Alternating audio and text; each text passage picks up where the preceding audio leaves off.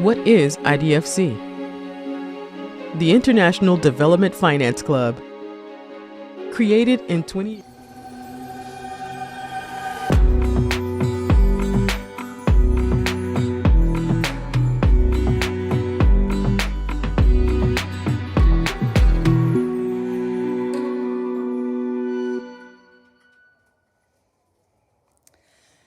A very warm welcome to everyone here at the IDFC Pavilion.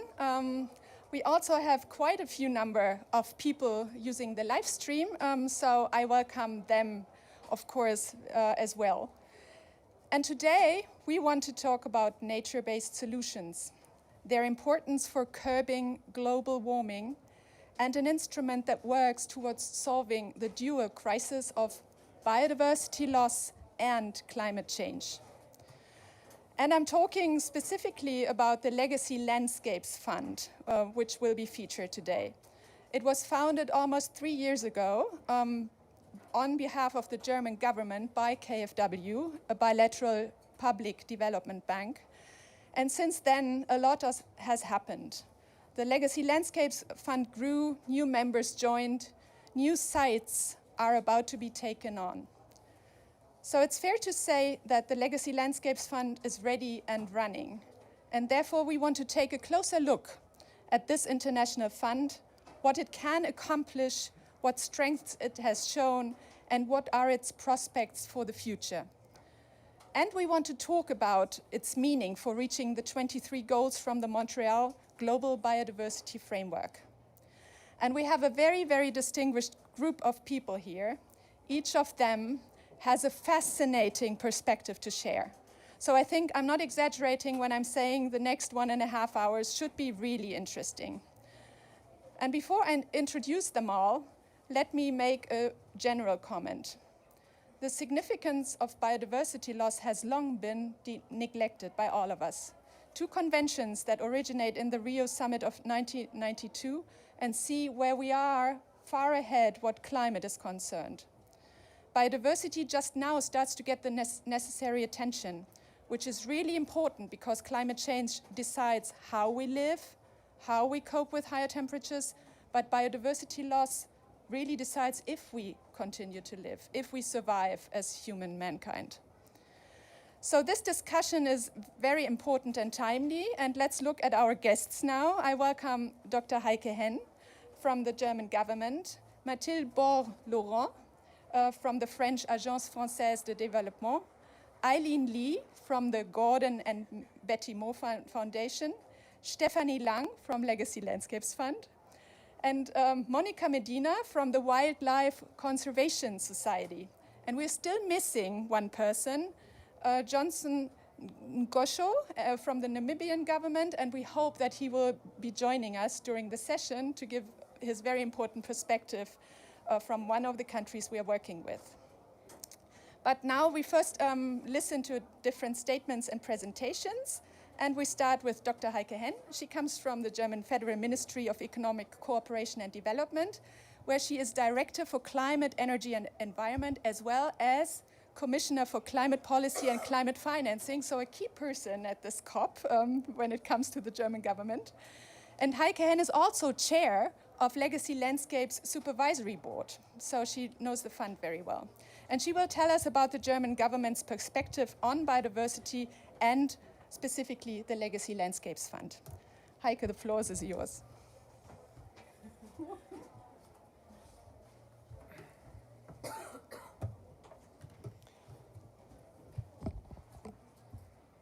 Thank you very much, Barbara, for the kind introduction, and thank you for coming and your interest in this event. Thank you to IDFC. And I'm really happy to be here because biodiversity and the Legacy Landscapes Fund is really one priority of our ministry, of our minister, of our whole leadership. Because as Barbara highlighted, we are here at COP, but all of us are aware that we are really in a triple crisis. It's climate change and biodiversity, but also pollution. And biodiversity is a crisis of its own right, and it's not like the little sister of climate or necessary to keep 1.5 alive, it's just a core crisis for us all. So this is really something that we feel deeply about, and it's great that within Legacy Landscapes Fund, but also beyond, we have such a great group of organizations and people, and more than the ones represented here, to tackle jointly the challenge, because I think it's more efficient and effective if you just do your German, your French, your civil society thing. Yeah, I'm a blunt German. So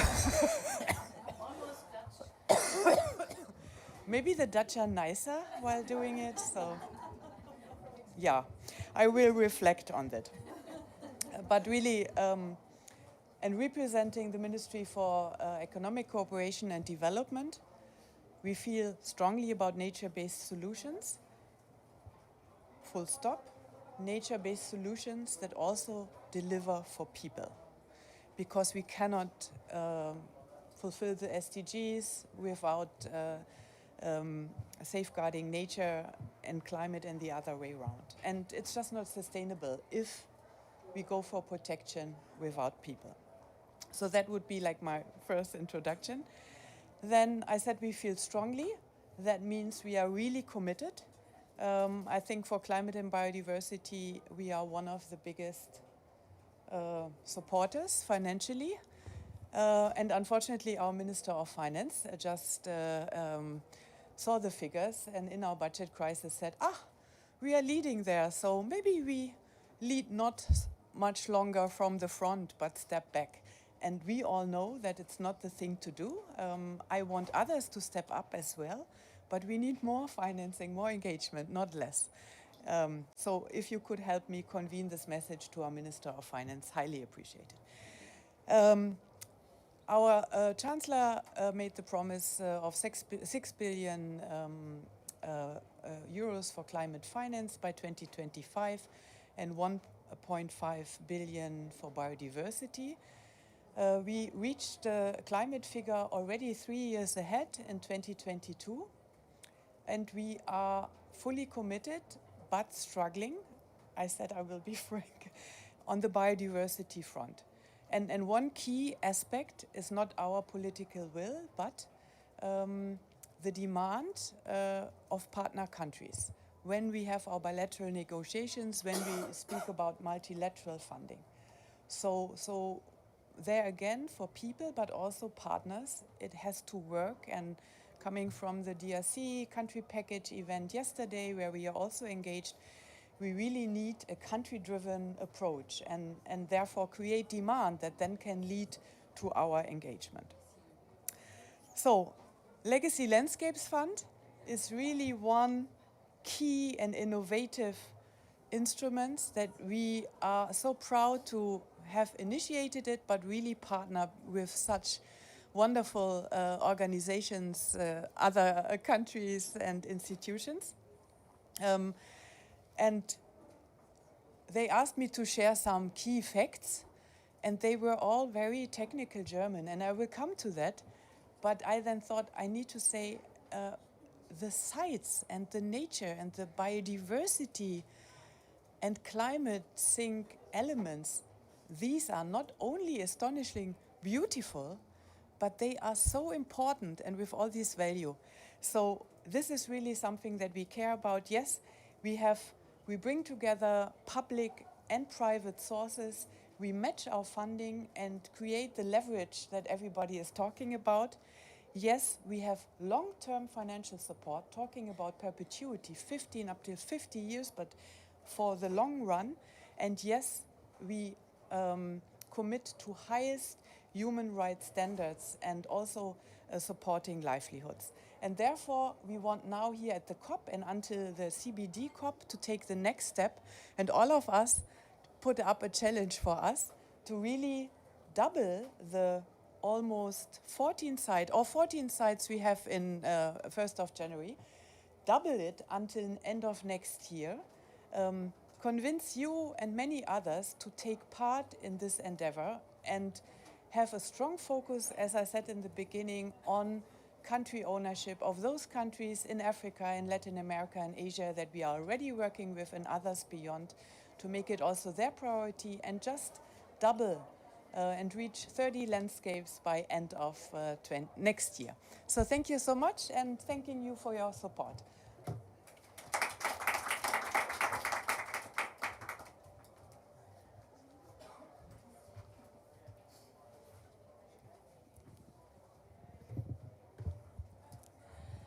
So thank you, Heike, for your keynote speech, which provided us with the context.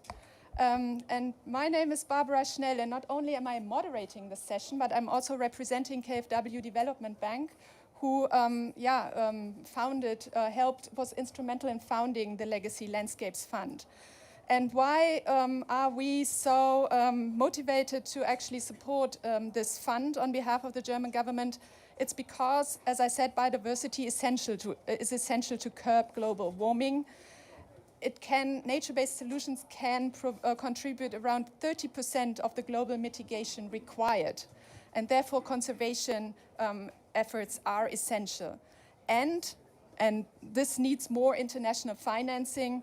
The demand is huge. It's $400 billion a year. That's according to the UN. And we are nowhere near the sum investing in biodiversity. Right now, international financing is around $10 billion, and you can see this huge gap. Our portfolio as one of the largest financiers of biodiversity is around 3.7 billion euros, and we support really a lot of protected areas. If you put them right next to each other, the areas which are supported one way or the other by KfW Development Bank, it's about the size of Mexico. So I think this is quite helpful in looking at the area which enjoys our support. But of course, it's not yet enough. One way of supporting is, and it's one very effective way, is conservation trust funds. And right now we have 19 of these conservation trust funds around the world, which we support with a total sum of more than 1.1 billion euros.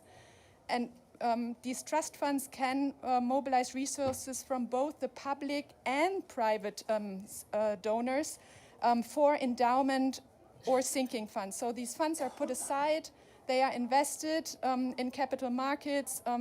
Part of the funds are spent in order to support nature conservation areas, and thus they can actually do their supporting activity for quite a long time, and this is the idea. But they, of course, apart from having these several advantages of having this long-term perspective for funding, which these protected areas really need in order to be able to plan, they can also ensure high-quality standards, including compliance, as well as social and environmental safeguards. And then, as I said, they can absorb these funds from different sources. They also have a few challenges to face: how to earn stable returns in the capital markets by their investment activities in order to preserve the capital, and how to have stakeholders from the partner countries from the Global South exert sufficient influence in the governing bodies of the Conservation Trust Fund. So these are questions we all deal with constantly in order to optimize this approach.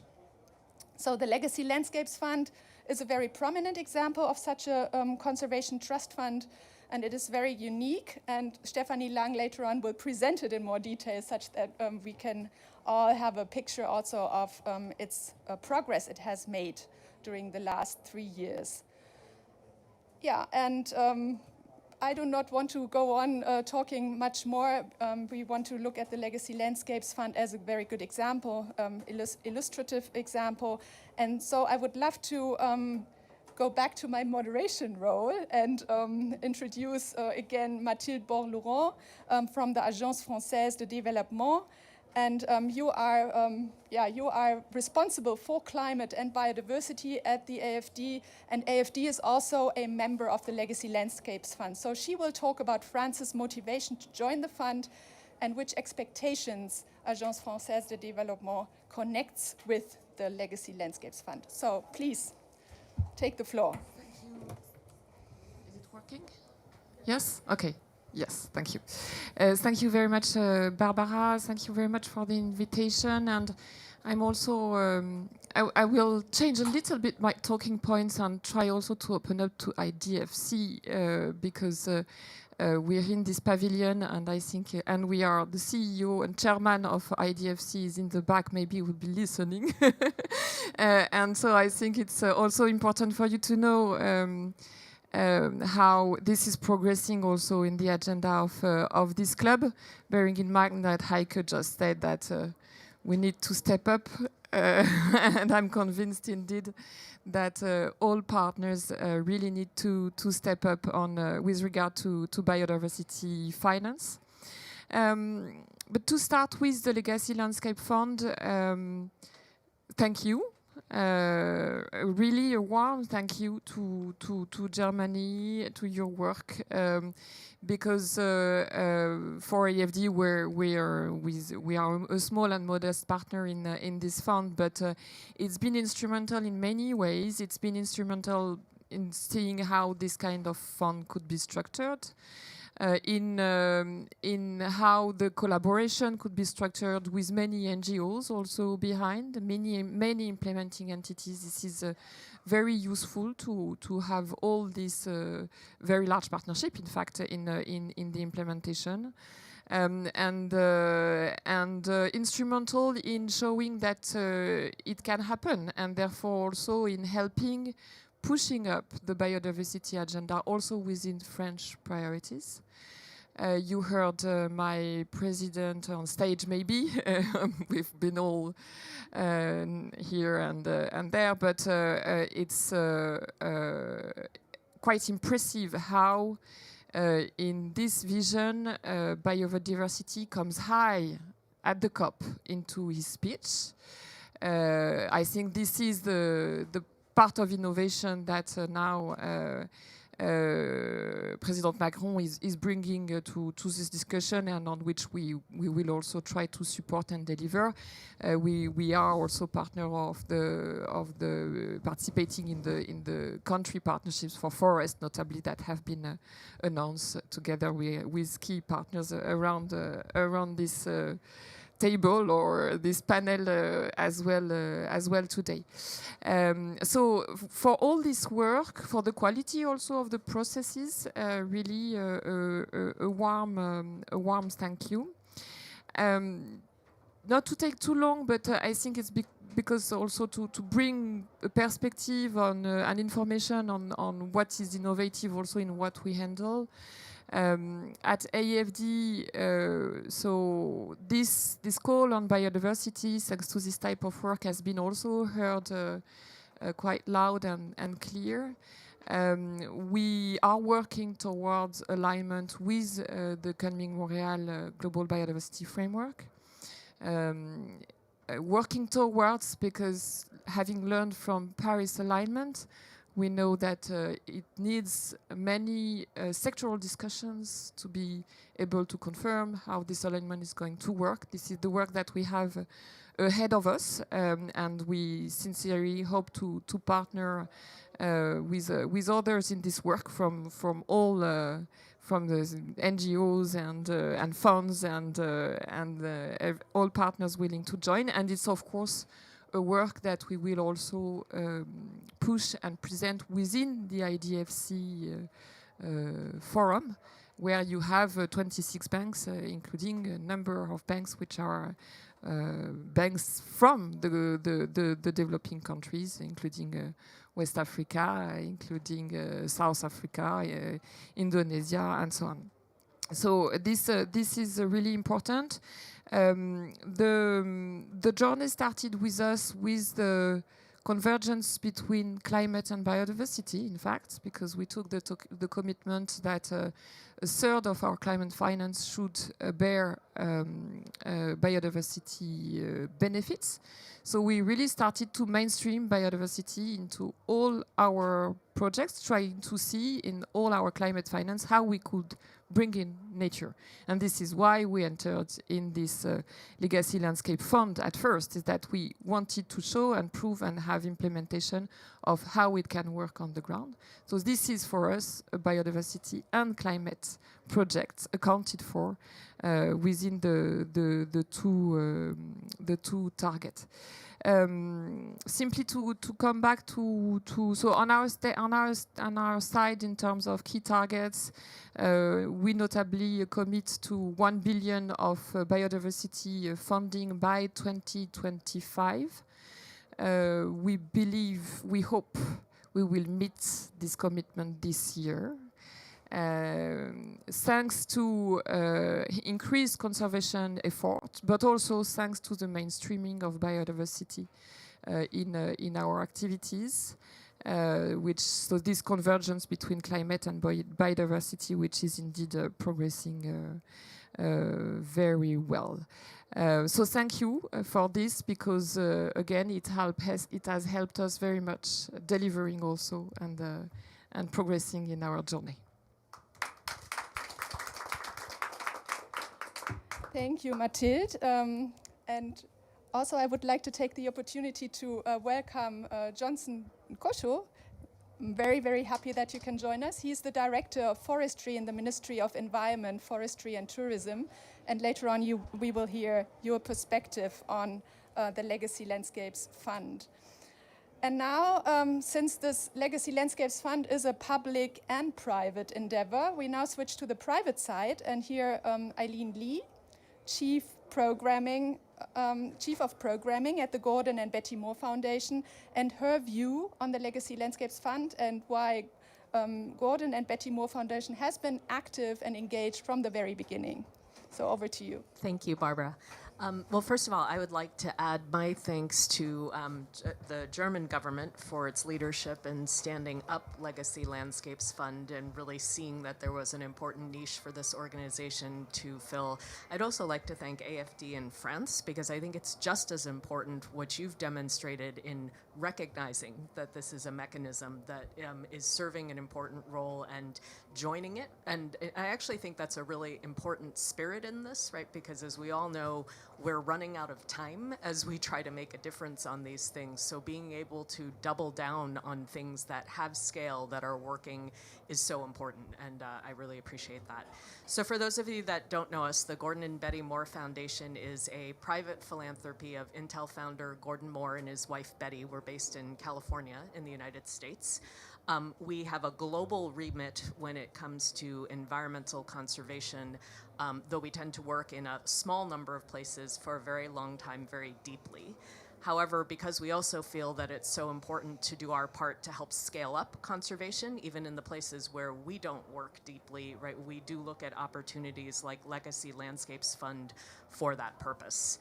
I think we've talked today about how I think we've made a lot of progress in recognizing that the nature and climate agendas are integrated, right? I don't have to explain to people anymore why I come to Climate COP, even though my focus is nature. But what I do want to say, in terms of why Legacy Landscapes, I think where sometimes I get frustrated with people is when they don't understand why place-based conservation is still so important in that equation, right? There's somehow this sense that, and I understand it, that we're all chasing scale because we feel like we're running out of time and we're not making progress fast enough. But I think we've all learned the hard way that you never get to scale if you can't land it in place after place after place. Right, so I would say the important piece of this is if we want to be successful, we have to be finding those mechanisms that let us move from place to place to place a lot faster, right? And that I think is one of the things about Legacy Landscapes that really appeals to us. In addition, I think, like all funders, we're thinking a lot about how do we get our dollars closer to the ground, right? Recognizing that in all these places, my team doesn't have the bandwidth to be in all these places at once, right? To identify the right local partners, to do the environmental and social, in particular, due diligence that tells us that these are truly places that integrate people in place in the right way. And what I've really liked about the Legacy Landscapes model is it lets us depend on the kind of wisdom of a lot of the partners, right? So they're both, the sites that come to Legacy Landscapes come with the backing of partners who've worked deeply in those places for a very long time. The Legacy Landscapes process is set up really to do very rigorous social due diligence, right? That surfaces things where I can feel comfortable as a donor that if it's passed through the screens, right, that I don't have to worry that this is something that's going to come back and haunt us, that we got invested in it. And I think, in addition, the fact that it is a public-private partnership brings, in some ways, things that are really unique in terms of, you know, the government-to-government relationships that the government partners bring, add something to the site engagements that's just different than what we bring as philanthropy. Philanthropy hopefully brings the money that can build that capacity over time and bring that flexibility. So I think it's a really great partnership in that sense. Maybe the final point I'll make is long-term financing does make such a difference, right? Now, I think it's not meant to be everything that a site needs, but that core is so critical. And what strikes me, at least in the places where we've been the most deeply engaged, when you look at whether it's emergencies like COVID or other disruptions, right? The difference between the places where that core long-term was taken care of and the places where it wasn't often made the difference between, you know, did these places weather the storms well, right? So I think the core of that long-term aspect of Legacy Landscapes is so powerful. But anyway, thank you. I appreciate the opportunity to be here today with you all.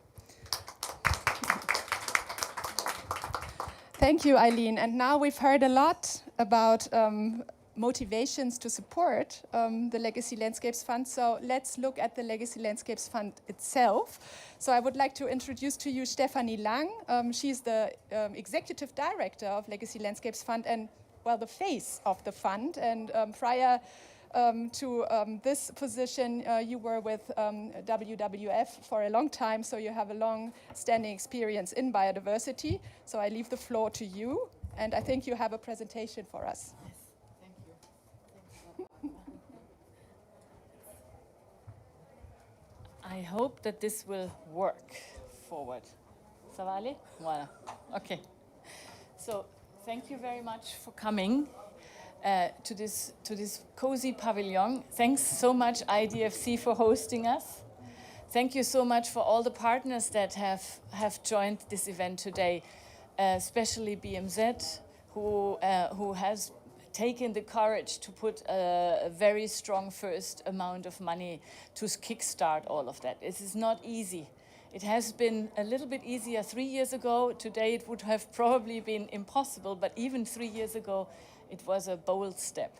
Thank you very much to KfW, who has helped to come to a foundation that is workable from an idea and has basically built all the nuts and bolts and helped us to build all the nuts and bolts for Legacy Landscapes Fund.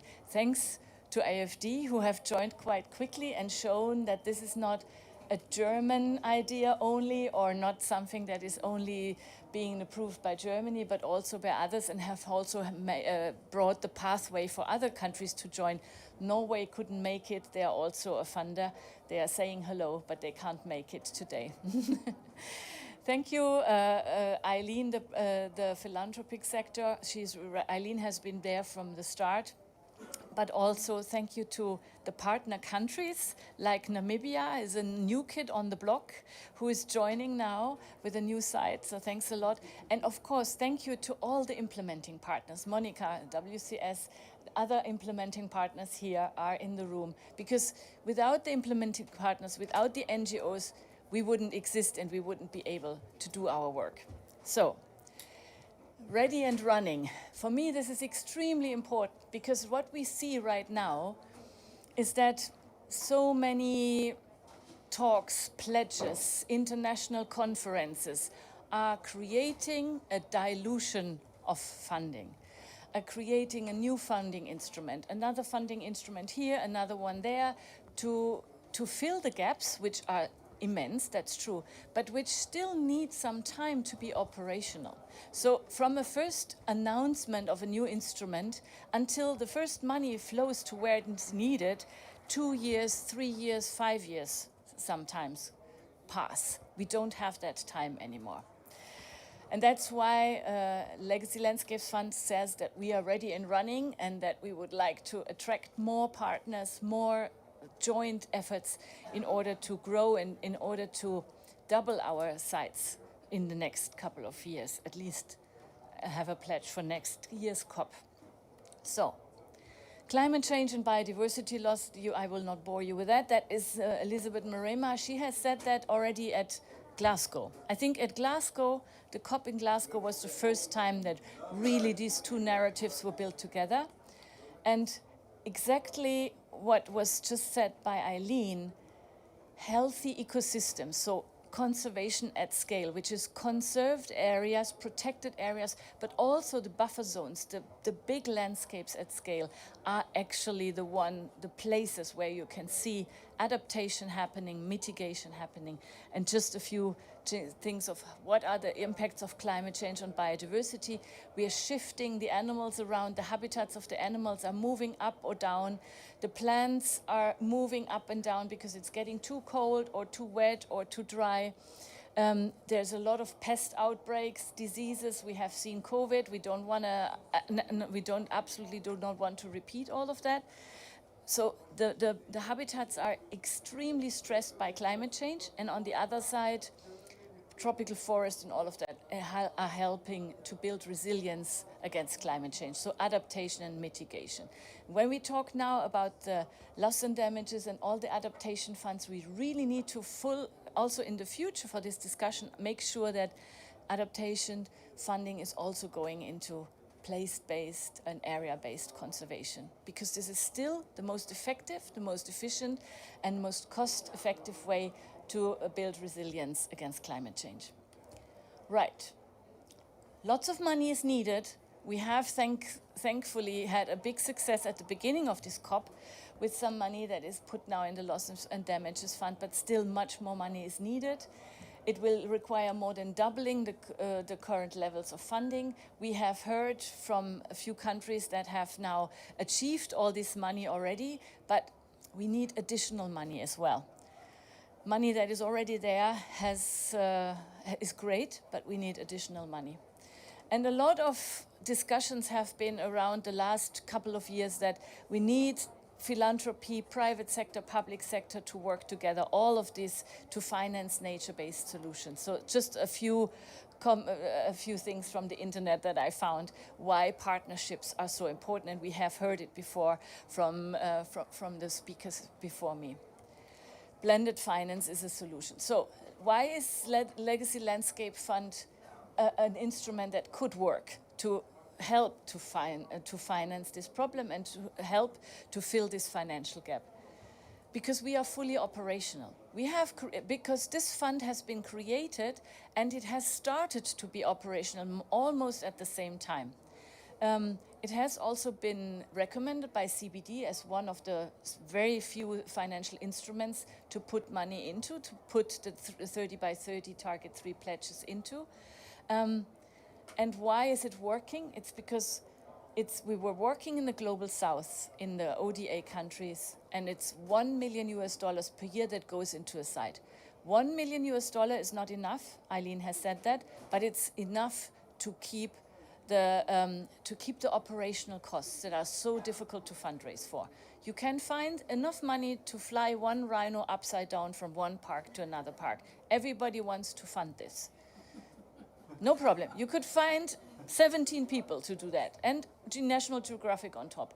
But to pay for the diesel, to pay for the uniforms of the ranger, to pay for the insurance costs, to pay for the roads and infrastructure maintenance, nobody wants to fund it. Everybody says it's boring. So we are taking over the boring stuff because this is what keeps the protected areas functional. We have a fund that is already capitalized now with about $350 million, and we are putting part of it in the sinking fund and part of it in an endowment fund. So there's a push already. We have public and private sector funding. Eileen has mentioned all the advantages of that. Mutual leveraging, different strengths are coming together. We have a very, very small team. Our Legacy Landscapes Fund sitting in Berlin is 7 people. And we have a lean operation with just 8% admin cost, actually even less right now. In less than 3 years, LLF will be able to have finalized contracting with 14 sites, which is the size of Sweden altogether. So that's quite quick. It was with a lot of help from all our friends, from KfW, from all the wisdom that we use from our implementing partners, but it's a quick operation. And we measure impact at scale at an annual level with KPIs that are across the board and deep diving into the sites themselves, so we can really show impact at scale. That's our current landscape. You will still see two different colors. The green colors are the ones that we started with at the pilot sites. And now the blue ones are the ones that we are now contracting, and we will finalize the last two contracts by probably this month. Well, yes, it's already December, yes, by this month. And we will have one more site, hopefully, to be put here on the map, but it's still at the candidate stage, and it will be in Mongolia. And hopefully it will also be going through our rigorous quality and environmental and social due diligence processes, and then be decided by the supervisory board. So maybe in January, end of January or March, you will see another site here on the map. What we want to do, and this is now why we are showing this at COP. Everybody talks about the connection, and everybody talks about carbon as one measure for nature-based solution. It's not the only measure, because there's many other ecosystem services, but it's the one that we can measure. We have a qualitative KPI, the carbon. What we want to do now is to establish a baseline for carbon within our sites. It's not measuring carbon according to RED+ standards, or measuring the carbon according to national standards, or just what the protected areas do. It's just an estimate, an informed estimate of how much carbon is being helped to be reduced by the Legacy Landscapes Fund. So we're looking at the business as usual, which is the carbon that is already stored by protected areas. And we are looking at the target, which is less deforestation, better management, better quality of protected areas and their buffer zones, which is then even reducing carbon more.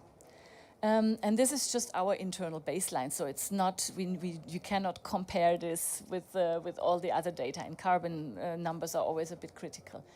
So if you look at this, and this is just what the preliminary results tell us, the net business as usual is the dark green, and you can see that some sites are even emitting carbon, because there's deforestation rates are still happening because we are looking at the site, which is the protected area and the buffer zone, and sometimes you have net emission even, because old forests don't store so much carbon anymore. But if you look down here, you can see that the savings and the net target through Legacy Landscapes Fund is quite substantial.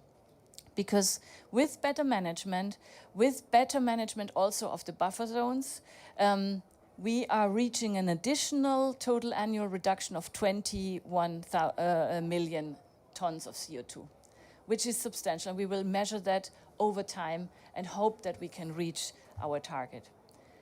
So the key takeaways here is that we have conservation at scale.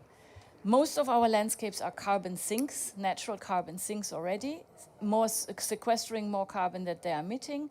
Protected area are a nature-based solution, and we can show that over time with better management, nature-based solution work, and a Legacy Landscape is hopefully also contributing to that target. Thanks a lot.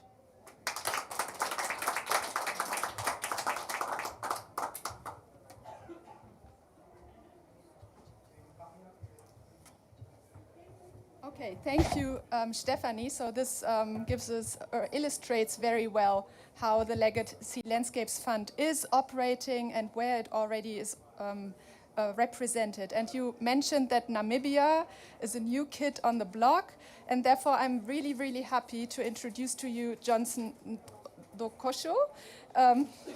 Is that about right? He is the Director of Forestry at the Ministry of Environment, Forestry and Tourism of Namibia, and he will showcase how protected areas function as a buffer zone for climate resilience and livelihoods in Namibia. And we are very, very keen on benefiting from your example. Thank you very much.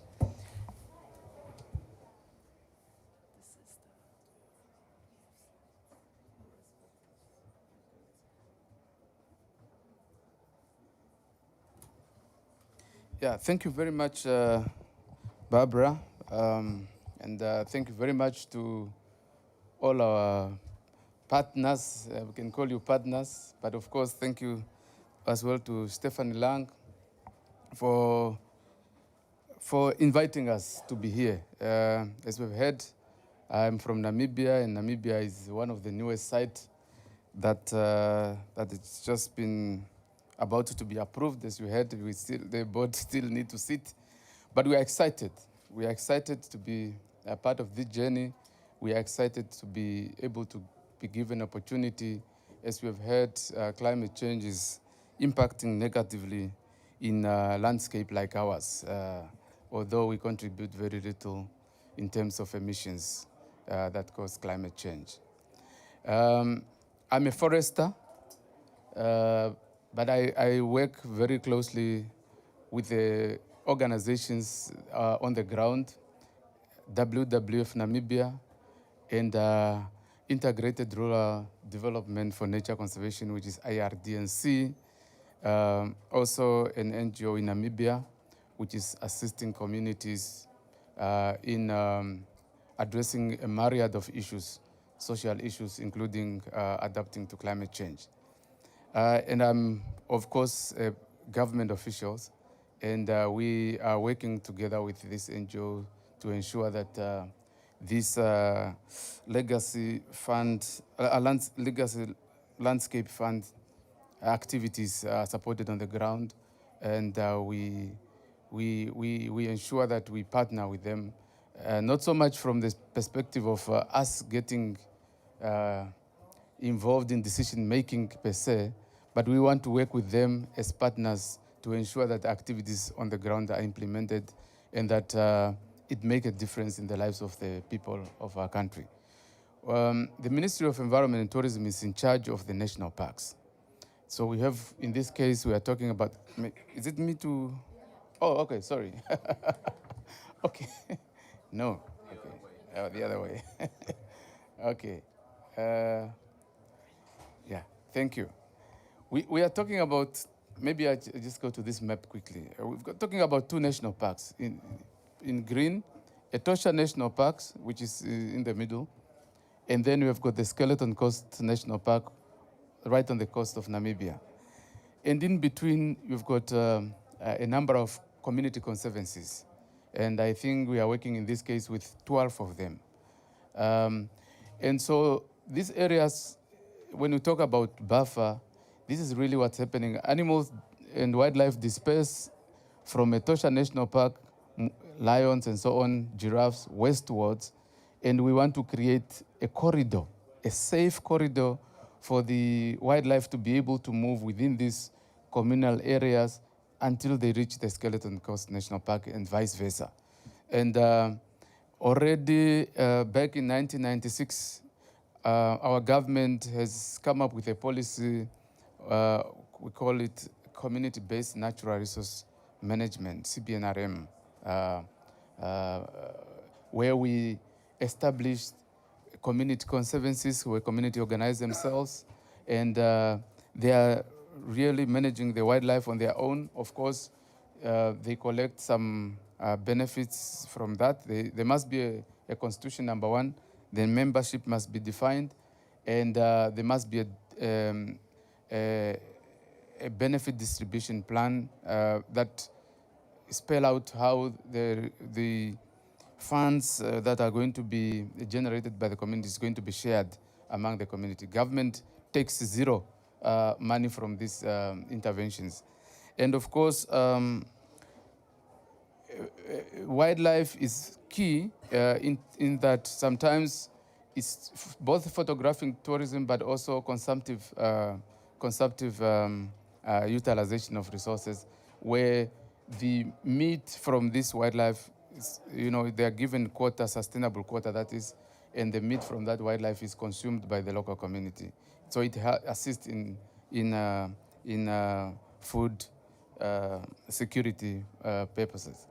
Now, this is very important in that if you are managing a landscape as vulnerable as that one of Namibia, because we have got a lot of wildlife, black rhinos and whatnot, giraffe, as I said, lions. Now, these wildlife are, of course, of global importance, but the landscape itself is also very vulnerable to the effects of climate change. And the droughts are frequent, rainfall highly unpredictable and variable. And when we have droughts, you have carnivores, roaming around the villages and attacking people's wildlife, people's livestock, sorry. And also sometimes the elephants have to come closer to the villages looking for water. And it's very, very important that, these human-wildlife conflicts are managed. And this is now where Legacy Landscape Fund comes in to make sure that, we are organized in terms of our building climate resilience among our community, but also managing resources in such a way that this is sustainable, or we attain sustainability at the end of the day. So, and therefore, managing national parks together with our partners in terms of communities and the NGOs, and ensuring that biodiversity is conserved, but at the same time, we are fighting the effects of climate change, and we are able to enhance the livelihoods of our people. And I think at the center of everything, it's the people. And as I was mentioning earlier, so people organize themselves. Of course, we don't have nice halls, so we sit under a tree, and the decisions are made at that level by the community themselves. That, okay, we want the government to introduce, for example, some giraffes in the area, to introduce certain species and so on. And in return, the community then look after that. But of course, you need then support to be able to monitor, you need support to be able to protect, because we need community game guards. As somebody was talking, I think Stephanie Lang was talking about the boring stuff. Things that, people need uniform, they need basic, monitoring tools and so on. And this is where your fund comes in to assist us. I mentioned human-wildlife conflict. You see elephant close to an old lady's house looking for water. And if we can, at least through this project, pull water away from the village and ensure that the wildlife have water to drink, they will never come that close to the people.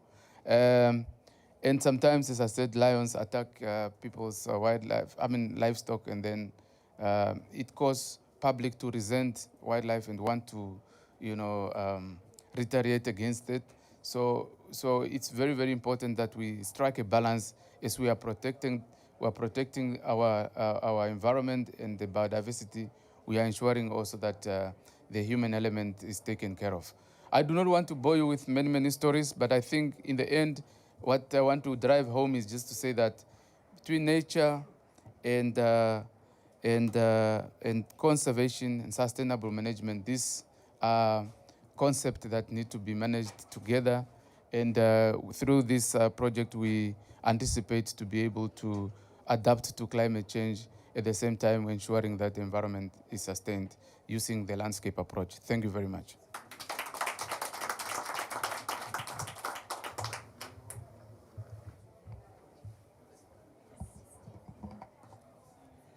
Thanks, Johnson. Not boring at all. I was just picturing myself looking out of my house in the morning and seeing an elephant this close. I think I would probably not be as calm as this woman on the picture. Thank you very much. It was very illustrative. And finally, we would like to hear now from Monica Medina. She is the president and CEO of Wildlife Conservation Society, so one of the organizations who actually work in the various sites. She will showcase how climate resilience is built by better forest and ecosystem conservation in Madidi, Bolivia. So thank you very much, Monica.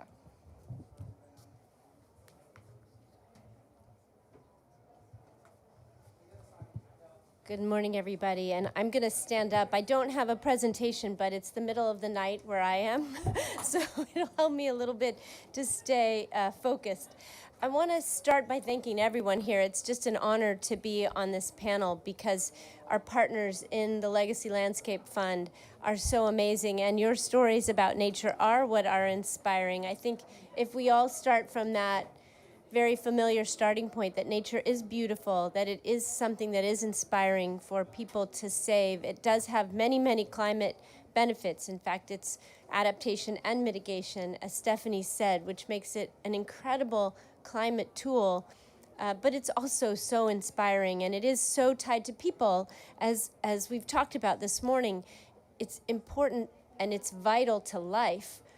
For humans, and it's inspiring. So thank you very much for letting me talk a little bit about one of our landscapes. I also want to stop and say that the Legacy Landscapes Fund is an inspiring model.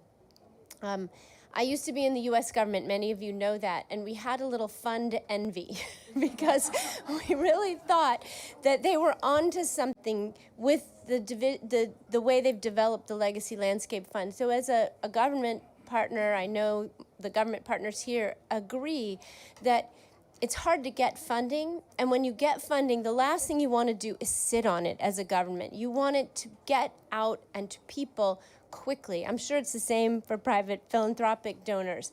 And the brilliance of this is that it's fast, and it may seem slow to you, but compared to some of the other funding mechanisms out there, it is both well designed to be careful, to kick the tires, as they would say in the U.S., to really check and make sure that the projects are good projects that can deliver results. And the results slide you showed, Stephanie, was really impressive. Good projects show results. So it's fast, they're good projects, they're fair projects because they are benefiting local communities and indigenous peoples, and I'll talk about that in one of our landscapes in a minute. And it's well funded. It's not just funding for today. It's not just here, we'll hand you a big slug of money. Here is money for perpetuity in most of your landscapes. So I think you're onto something here as a funding mechanism, and in the U.S. government, they're trying hard to create something very similar, and I hope they will replicate not just a fund that's public-private, but a fund that gets the funding to where it needs to be quickly and effectively. So you are the gold standard, and I think it's a model to admire and to replicate, and I hope that the other financial institutions that are hearing this, people working on these, designing them, especially as we look at new loss and damage funding, this is a good model. So let's talk about our landscape there. We work in Madidi Legacy Landscape in Bolivia. We also work in 3 others, and we're very grateful to have that support in all the places where we work. But let me talk a little bit about Madidi. It's a landscape that encompasses both Amazonia rainforest and Andean mountain geographies, with an elevation rising from 180 feet above sea level to 6,000 meters above sea level. It's an incredibly wild place, with 12,000 species of plants, 1,100 species of birds, 11% of the world's total, and 300 species of mammals. And it's at the heart of the landscape of Madidi National Park and Natural Area, and it's an integrated management area established by the Bolivian government in 1995 with our support. But until this, we now have the kind of basic funding that we know we can count on from year to year. The park covers 19,000 square kilometers. It's roughly 1/4 the size of the UAE and more than 4.5 times the size of Dubai. So again, that gives you the sense of scale. And Madidi Protected Area is immersed within an even broader landscape, including neighboring protected areas and indigenous lands. So it's a huge, what we call in our work at WCS, a stronghold of high ecological integrity. And if you count all of that area, it's more than 50,000 kilometers squared, which is 2/3 the size of the country that we're in now, UAE. And it's got some areas that are strictly protected, but it's not all strictly protected, because we do believe that you have to work with communities. You have to be in places where communities can also have the benefits and be able to have an economic living out of being there. So while we want to create these landscapes, we don't want them to come at the expense of the most climate-threatened indigenous peoples and local communities. And so the question is, how at WCS do we do that?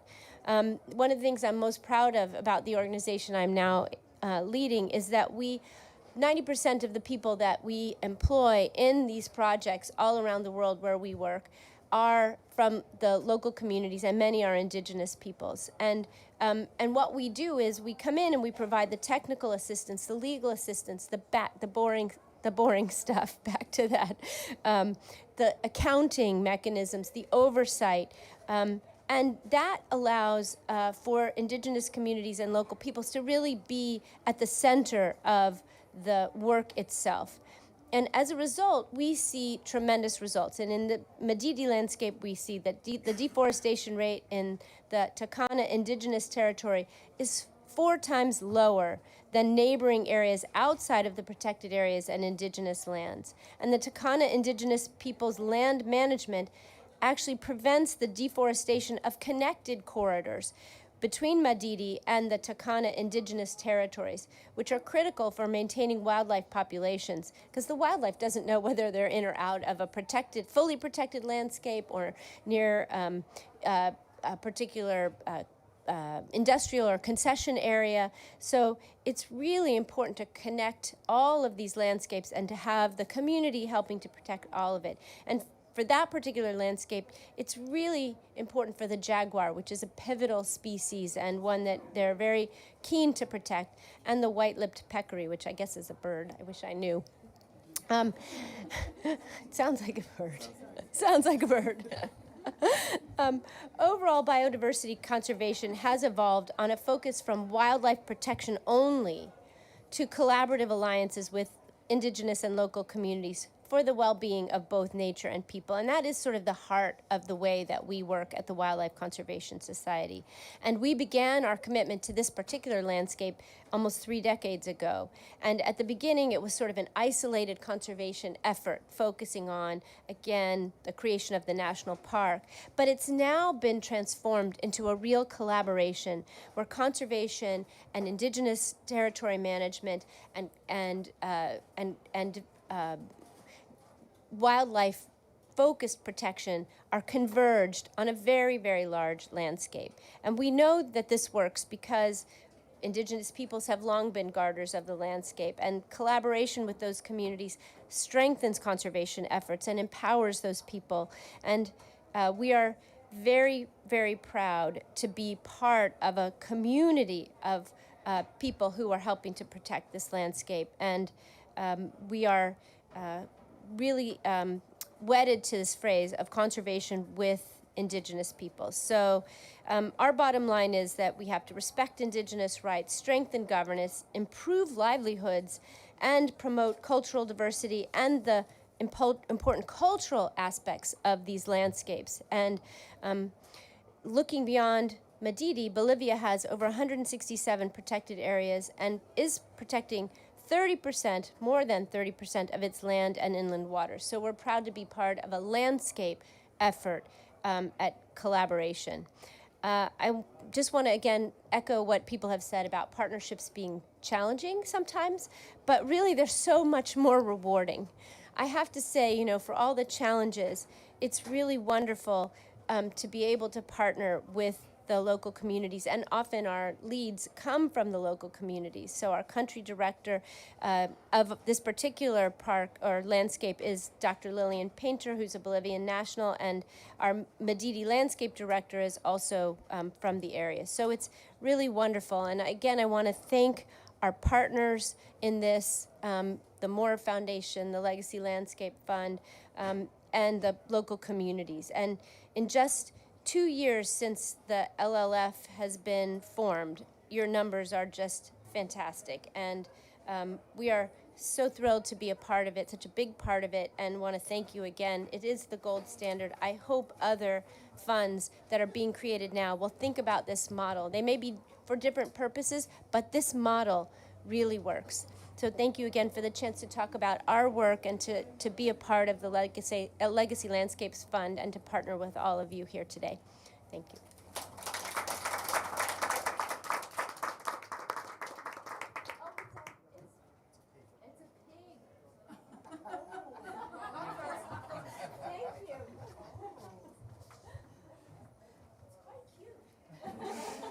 So learning at different levels, I guess, not only about the Legacy Landscapes Fund, but also about species.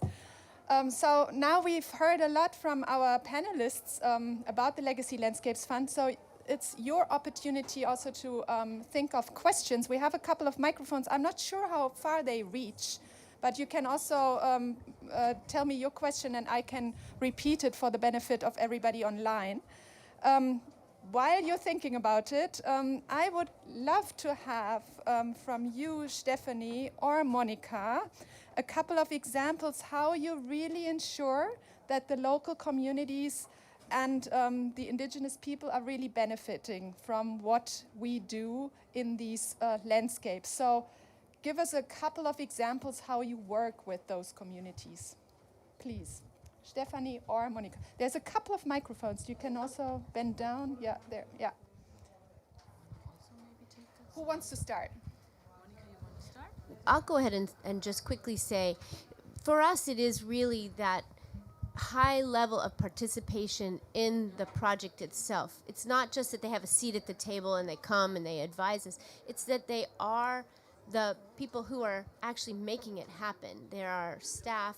We teach them how to do all of the boring stuff in addition to the things that they already know.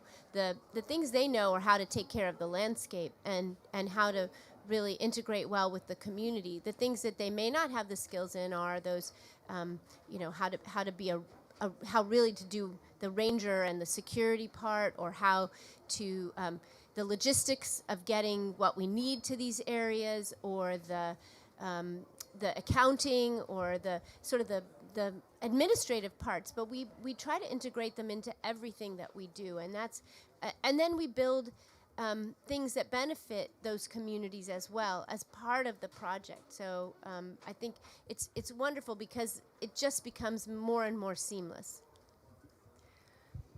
So from a systematic point of view of how this foundation is functioning, the human rights issues and the social issues are integrated into the whole project cycle.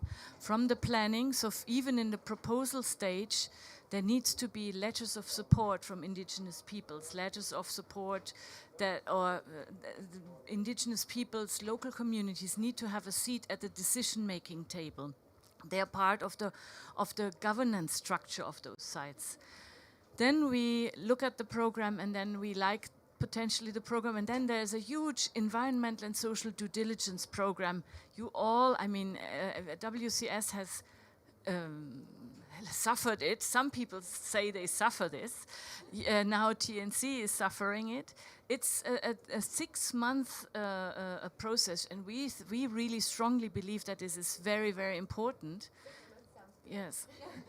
That consultants check at all the risks, the environmental risks, the social risks, and suggest mitigation measures, budget those mitigation measures, and those need to be integrated in the full proposal. It needs to be budgeted, personnel needs to be there, and all those mitigation measures are another planning tool that we also monitor every 3 months. So that's the second step. It's still in a preparatory stage. Then for the implementation, every single landscape is different. In Latin America, you have very strong constitutional rights for indigenous peoples. In other countries, Asia, Africa, it's very different. In Namibia, again, you have a very, very strong ground, basically a root roots up, bottom up management for natural areas. You have land use rights instituted and so on and so forth.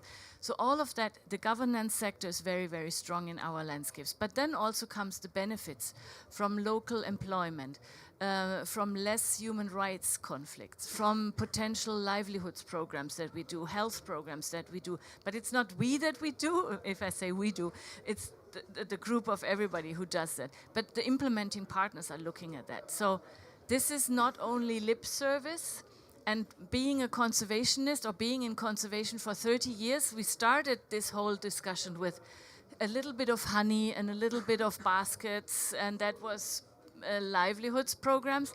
That's not what we do anymore, thank God. It's over, it's beyond that.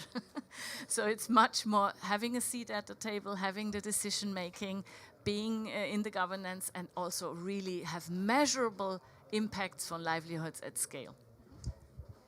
Yeah, maybe if I can amplify what she just said. In terms of Namibia, the organization that I mentioned, except at the very top, but you know, we have regional managers. The managers, the IRDNC that I mentioned, it's a local organization. Even its head is actually from that local community in the northwestern part of Namibia. And the conservancies, the conservancy chairperson, managers, and all the governance structure really on the ground are just community from those areas. All we do as government and NGOs, we just facilitate the discussion, and the decision making is done by majority on the ground. Okay, thank you. So is there anyone who would like to comment or ask a question? Yeah, please. I had a question. So, sorry, I don't remember your name. Johnson. Stephanie, yeah. If I remember your presentation correct, you said that all but 3 of your areas There's are a carbon microphone sinks. even. Thank you. Great. All right, I don't have to yell. All right, if I remember your presentation, you said all but 3 of your areas are carbon sinks. So for the 3 that are either neutral or sources, I wondered if, you know, given what a good motivator carbon is for funding or for protection, has it been problematic for those areas where they're not carbon sinks? And how have you dealt with that narrative, or have you had to sort of employ any sort of strategy for still justifying them? Well, so now I might not be able to answer this question now here, because it's a very complicated way we calculated that. Why is a protected area not a net carbon sink? It's because long-standing forests do absorb much less than growing forests. But in protected areas, what we want is long-standing forests. So it's not a quality, it's not a sign of good quality if a huge forest is not a carbon sink in a sense that like a growing forest is. But here, the three sites that we look at are desert sites, so Namibia, and are sites where we still have, even in the buffer zone, where we still have a certain degree of deforestation. So we're not only talking about forested areas here.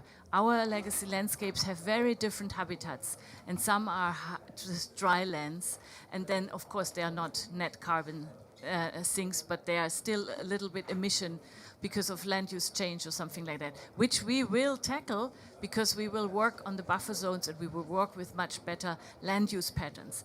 But we need to be careful when we look at the carbon absorption capacity of long-standing forests. And some people look at the numbers and say, these are not high, but of course they're not high because an old forest is absorbing less and storing less. So this is a very complex model we have tried to do, and if you want to know more, I can send you all the details behind it. Okay? Okay, yeah, maybe also let me know what, or let us know what organization you are representing, just very quickly. The Nature Conservancy. Ah, okay, all right. Thank you. And you? Yeah. Thank you. Yeah, also maybe Thank you. I will introduce myself. Noor Yafai from the Nature Conservancy as well. I'd just first of all like to say thank you very much to all of the speakers today for your inspiring words. And also to the funders on the panel today, thank you for your leadership. And I see that also as very much strong European leadership as well, if I may.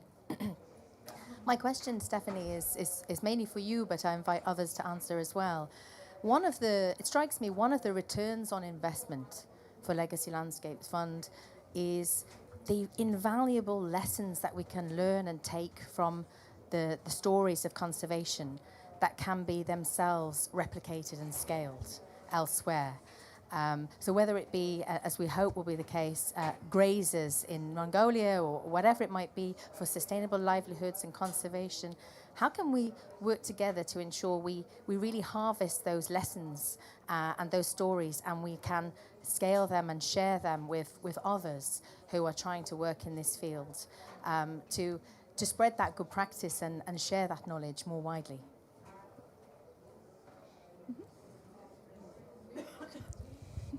Oh, so I just didn't want to monopolize this talking here. So I think what we are trying to build now is a community of learning within those sites. And given the fact that we are funding those sites for 15 years and some we are funding for 50 years, so a perpetuity, which takes a little bit the competitiveness away, because people don't need to fundraise all the time, and organizations can maybe work together in more long-term partnerships. I think the conservation cycle of learning is long. Projects are not doing that a favor, because if you have a 3 to 5 year project, you have to start and then you have to already think about the final report, and then your lesson learning is really limited. With 15 years or 50 years, you have the time to make mistakes and to learn and to share. And this is what we want to try now. Within the Legacy Landscapes Fund, we are already planning for next year. No, in 2025, next year is COP and we will be busy. No, 2025, a big learning and sharing event across all the partners to exactly try to do that. Because as a conservation person, and I have been in the field, I have been working in Africa for 4 years, and then going to Asia. And it was very, very good for me to understand that you just take one step of abstraction, and your problems that you have seen in Africa and have thought, or in Tanzania, that you have thought that only in Tanzania are these things happening, that they might be happening in Thailand. And you just need to abstract that a little bit, and then you find the solution, and then they can be transferred. And we would like to create this community of practice across the sites, to spread the word and to have people, real people, talking to each other. And then we are just a facilitator. And then if this works, the model works, then it's fine. And if not, then we have to try something else. Maybe, yeah, thank you, Stephanie. Maybe to have Heike and Mathilde and also Eileen comment once more. From a governmental perspective and also from a philanthropic donor perspective, what is crucial for Legacy Landscapes Fund to stay relevant within the funding strategies of your organizations, government or philanthropic? Like, what is crucial? What does the Legacy Landscapes Fund have to prove long term? I think the question on carbon, it was really relevant, but in a sense, it's still, of course, it's still climate. I mean, it's resilience that is built through preserving these areas, even if in this landscape it's not, they are not no carbon sinks. So there is no issue with that. I think really the real innovation and the missing part that the Legacy Landscape Fund is solving is the long-term funding. In the international discussion, we have started discussion on biodiversity credits or certificates. This will take years. It can participate, it can be part of the solution, but before before we have something which has integrity and we will be sure that it preserves biodiversity well, people rights well, and so on. It will take a lot of time. So as long as this is not working, I've never seen any other option than this one actually. So this is why it's so valuable. Mm-hmm. Shall I just comment briefly on the public side of things and then fully align myself with what Matilda was saying? I mean, the LLF has to deliver on impact, certainly, on different levels, like livelihoods as well. Do it efficiently, and keep also the spirit of innovation and new thinking and being open. And this innovation also comes from partnerships. And so the leverage, but also on the financial side of public and private, is something that is appealing. And looking ahead, I think I was really very thankful for also your contribution, Johnson.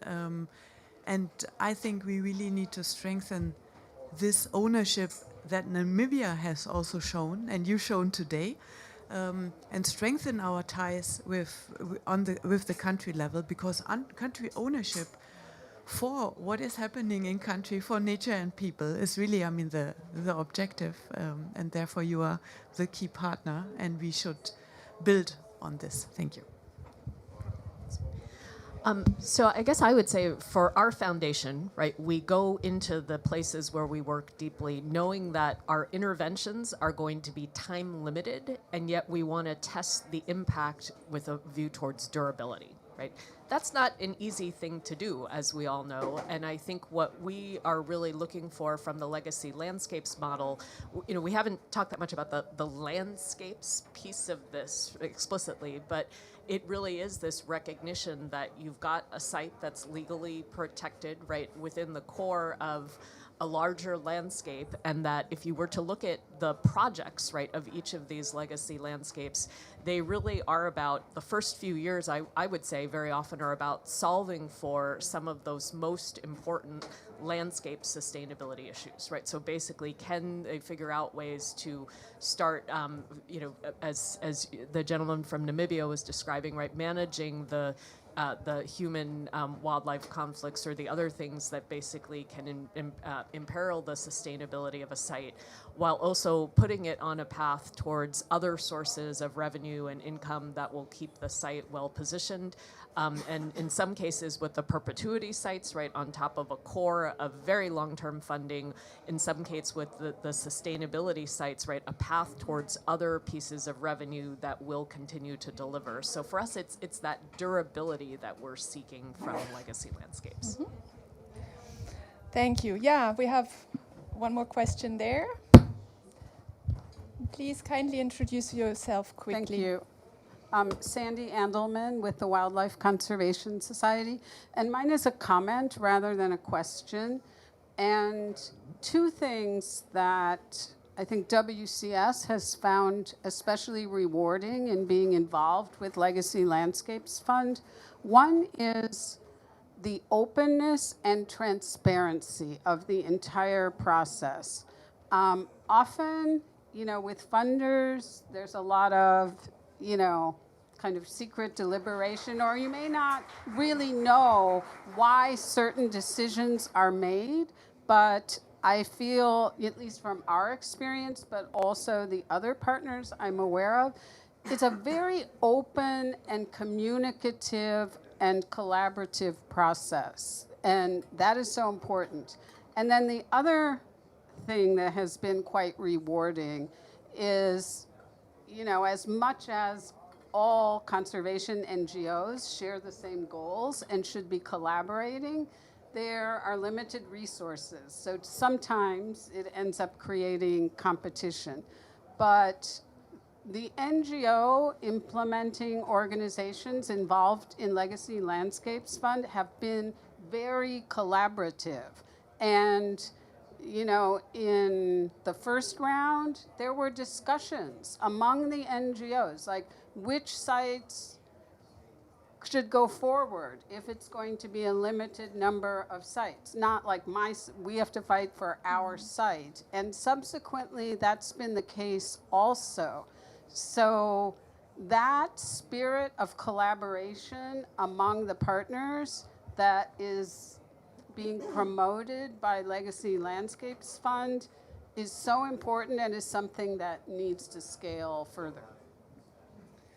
Yeah, thank you. That's also a very interesting additional aspect you raised, the collaboration bit. So I would really like to ask you for a final round, very, very quickly. What's your vision for the Legacy Landscapes Fund? Your personal view on this one, and very quickly pass the microphone around and just express it. Maybe we start with Mathilde or Johnson. Yeah. Not easy to answer this question. I would say hearing all these results again, because we've discussed regularly, of course. Simply say, I thought, okay, I really need to sit with Stephanie again and see what should be the next phase and the next phase of funding, and we will look at it soon, and also see how to use this tool to. I refer to the country packages. A number of you are involved. How to see if this model, if not the LLF itself, can be involved into this part of the discussion as well. Yeah. Thank you very much, Barbara, again for the opportunity. And I just want to also thank these distinguished ladies here. We are glad that we have you, Johnson. And certainly the philanthropists, the government, the public partners, everybody really for this. From the ground, I'm speaking on behalf of the beneficiaries on the ground. This project is going to make a significant improvement in the lives of the people, but at the same time ensuring that environmental sustainability is attained. So your funds are not going to waste, and certainly it's going to build climate resilience and adaptation among communities and the landscape in general, and nature and the people get benefit. So I see this, if we continue to support, is to sustain.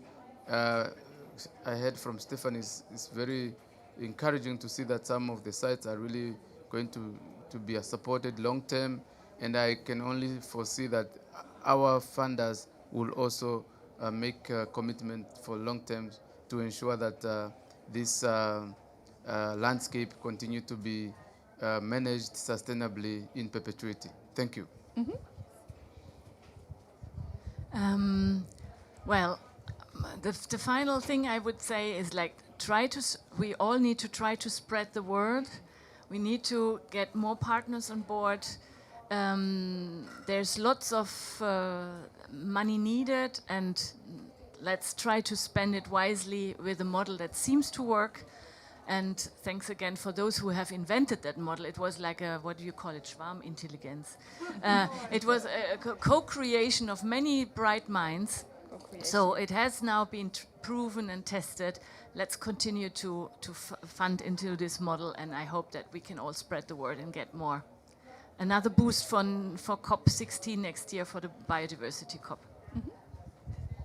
Thank you all. It was a really inspiring session, and thank you all for the contributions and questions. So my vision would be growth, sustainable growth, going deep also. I mean, that you were talking about, but also widening. Like 30 sites next year would be my dream, and grow from there. And then also connecting the dots. Like the corridor, I mean, in the example of Namibia, but thinking bigger, why not? And I very much like the Ministry for the Future book, and the corridor that is then, I mean, that's my vision. And why not dream? Yes. We need the dream. I mean, thanks. Thank you. So there are, shall we use this one? Okay. I don't want to strike. There are many strategies for climate and conservation where we continually run into capacity bottlenecks, right, in terms of being able to deliver. When I look at Legacy Landscapes and having had a chance to see the kind of potential pipeline of sites, What is exciting, but maybe also a little frustrating, right, is that the capacity is there, right? There is a long list of sites where you see the capacity available to really make a pretty big difference. And right now, we're just not in a place, right, I think, to be able to fully meet that demand, right? So, I mean, to me, in some ways, it's a good problem to have, but going back to what Stephanie said, I think the ability to mobilize the partnerships that will let us scale up to embrace that capacity is, you know, for me, what I would love to see happen. Gosh, the last word. That's The hard. last words, Monica. What? So, two, that this model be one that is replicated, and that not only does this fund benefit from the other funds that are being created because it is such a good model, but that this model becomes much more of the rule than an exception, because it is exceptional right now. And second thing is that we use it to get to 30%. I mean, back to biodiversity and the 30 by 30. If we can use this model to get to 30%, particularly because it scales even where it is, in the landscapes where it is, that will be amazing. Yeah, thank you very much. Yeah. The applause was for you. Thanks for this very distinguished panel. So we learned a lot about the Legacy Landscapes Fund, and it was very interesting to shed light from various perspectives, to learn about the various motivations to be part of it, the way it works, the way it creates impact, the way it involves the local communities. So we see it's fully operational now. So we will be observing it, of course, going forward, but we still have a lot of homework to do, so there's an opportunity to become active, and yeah, let's create the spirit in order to achieve more scale for the sake of biodiversity. Thank you very much.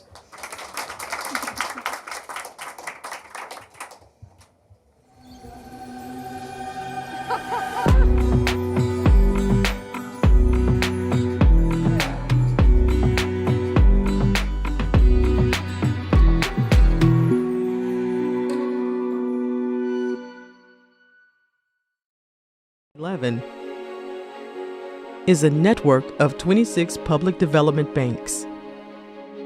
Our mission? Speaking with a common voice to leverage a greater impact